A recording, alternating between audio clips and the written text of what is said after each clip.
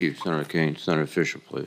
Thank you, Chairman Reed, and thank you, Ranking Member Wicker. Nuclear deterrence is the backbone of our national security. It underpins every operational plan that we have, and every administration since the 1960s has validated the need for our nuclear triad. While the Air Force and the Navy are responsible for the bombers, ICBMs, missiles, and submarines, it is the NNSA and the Department of Energy who are responsible for the designing, manufacturing, and certifying of the nuclear weapons themselves. Transitioning back towards a production mindset has its challenges, but I understand NNSA delivered over 200 modernized nuclear weapons last year. And I'm glad to see that progress is being made, Administrator, and that NNSA is reprioritizing the production and delivery of nuclear weapons. Administrator, how would this budget request help NNSA to meet their requirement to increase the number of modernized nuclear weapons produced and delivered in FY25 and beyond? Thank you, Senator Fischer. We appreciate your recognizing that we have made significant accomplishments. This budget request for FY25 has actually more money for production modernization than it has for stockpile modernization in it. That's not because we're not doing stockpile modernization. We're very focused on that. But we recognize to meet the demands over the next decade and beyond, we really have to get after our production enterprise. And in particular, a lot of the emphasis is on making sure we can bring up pit production at both Los Alamos and Savannah River, complete the uranium processing facility, and other high priorities in the system. So I think that the most important thing that NNSA can do to secure the future for, for the nuclear enterprise is to develop success like we are in modernizing weapons, and then modernize our infrastructure.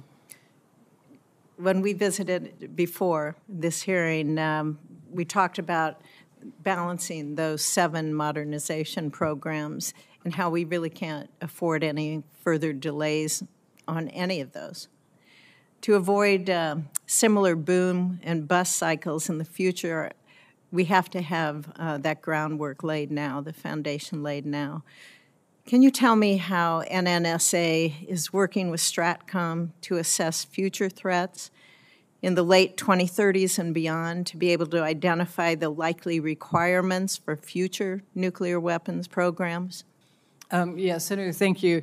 This is one of the things I'm very proud to say that we've made a significant, working with General Cotton, we have agreed that we really need to define those needs beyond the mid-2030s, which is where the program of record today, we've got 7 things going on between now and the mid-2030s, but we know we have needs beyond that. And we've reestablished a process that used to exist, it had gone quiet, to have STRATCOM staff who understand and think about deterrence needs on a daily basis, to work with our staff who think about and understand capabilities on a daily basis, to work together more closely on to meet regularly, to define, hey, what is the gap and what's the best way to fill it that will exist in the late 2030s and 2040s.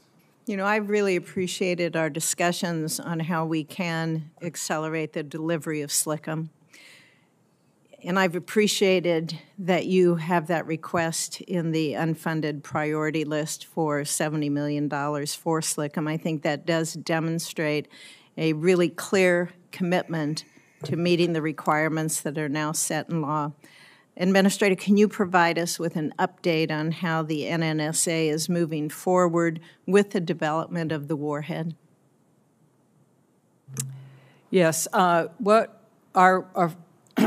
We are working very closely with the Navy as they define their delivery platform to define the warhead that will match well to that.